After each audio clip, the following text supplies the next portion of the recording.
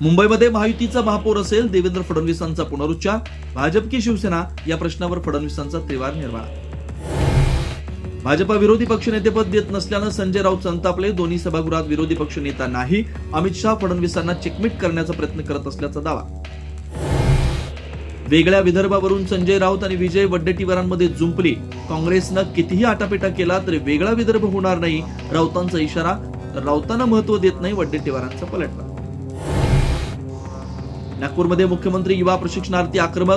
विधान भवनाकडे जाणाऱ्या आंदोलकांना पोलिसांनी रोखलं. आंदोलकांशी चर्चा करून मार्ग काढू, गृहराज्यमंत्री पंकज भोयर यांचं आश्वासन.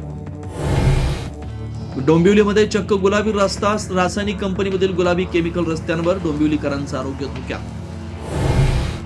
राज्यातील मुलं पळवण्याच्या आणि बेपत्ता होण्याच्या मुद्द्यावर राज ठाकरेंचा सरकारला सवाल.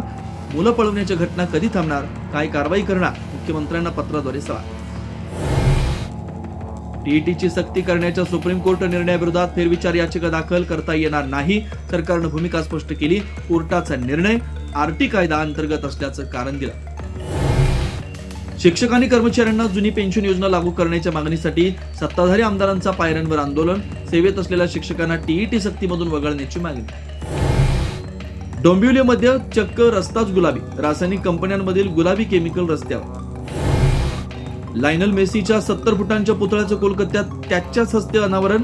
इडन गार्डनवर फुटबॉलपटू आणि चाहत्यांनी अभिवादन केलं तर मेसी लवकर निघून गेल्यानं कार्यकर्त्यांचा संताप.